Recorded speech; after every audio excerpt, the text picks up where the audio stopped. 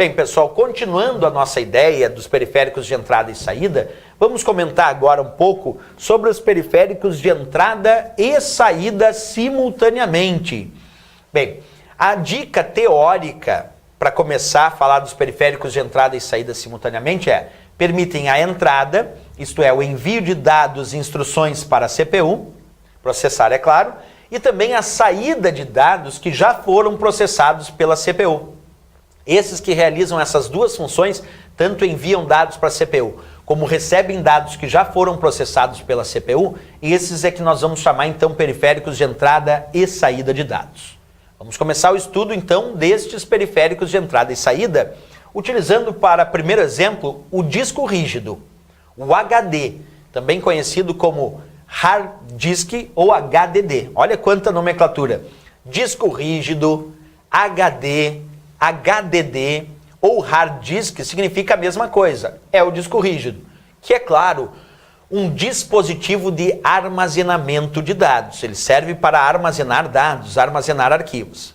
Mas mesmo ele sendo um dispositivo de armazenamento de dados, ele é sim considerado um periférico de entrada e saída de dados. Basta ver que tu pode gravar dados no disco rígido, mas tu também pode ler os arquivos que estão armazenados no disco rígido. Portanto, o disco rígido é sim considerado um periférico de entrada e saída. Mas aí nós começamos uma ponderação interessante. Tudo bem, entendemos que ele é um periférico de entrada e saída, porque eu posso gravar os arquivos que foram processados lá no disco rígido, mas eu também posso abrir arquivos que estão no disco rígido e colocar em processamento.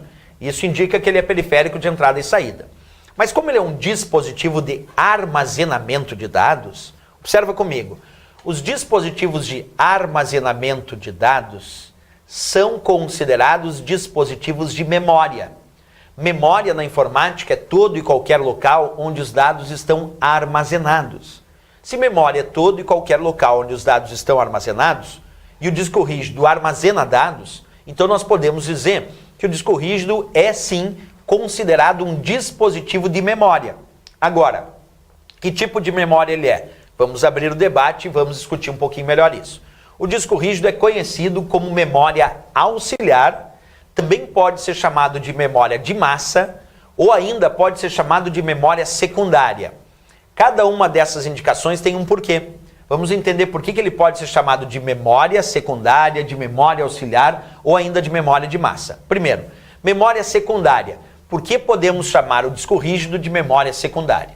Porque ele não é a memória principal. Como assim, professor? Vou chamar ele de memória secundária só porque ele não é a memória principal? Exatamente.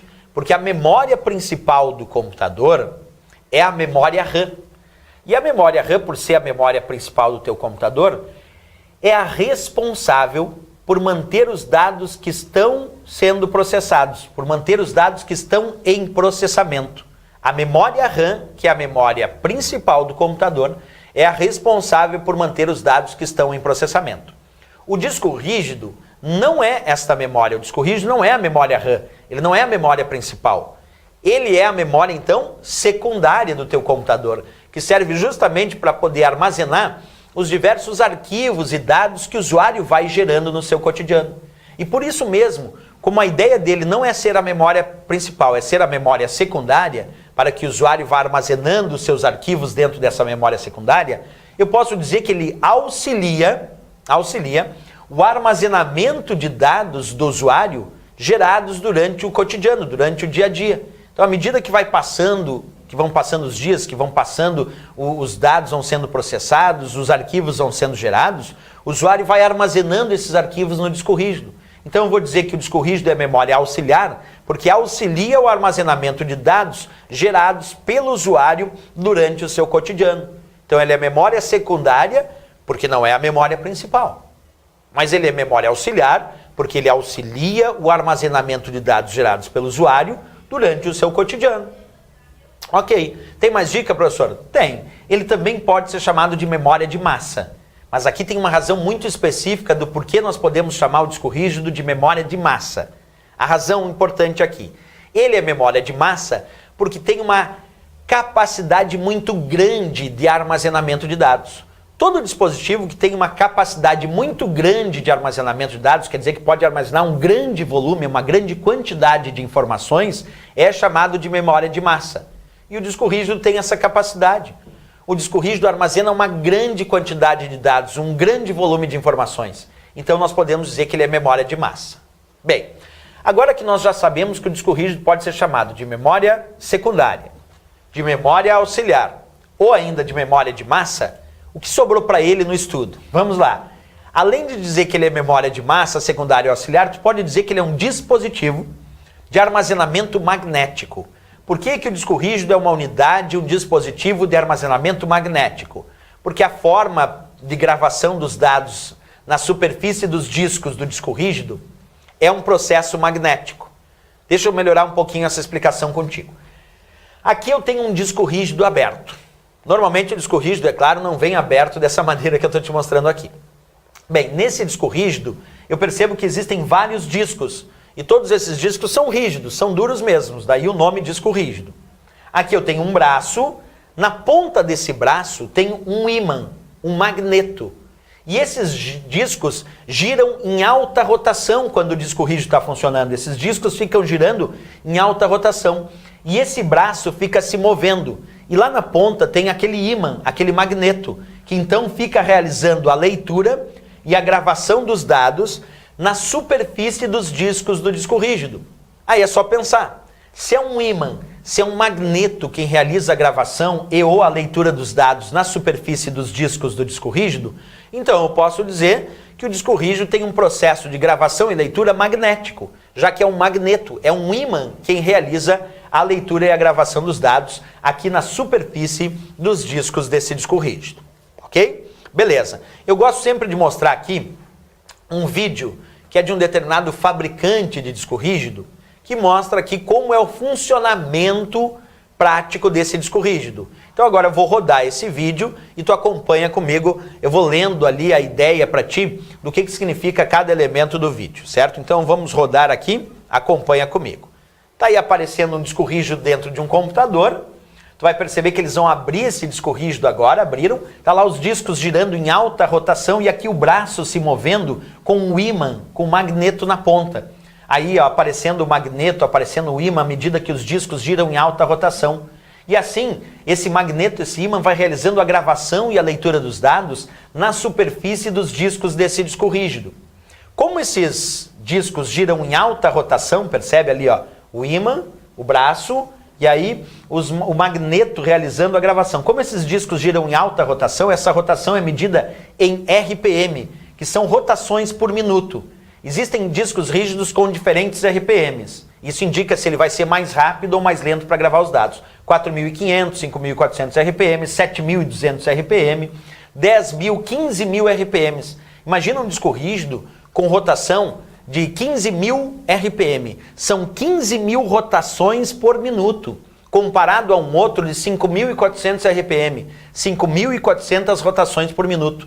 É claro que um disco rígido de 5.400 RPM, comparado a um disco rígido de 15.000 RPM, esse de 15.000 vai ter um desempenho muito melhor na gravação e na leitura dos dados.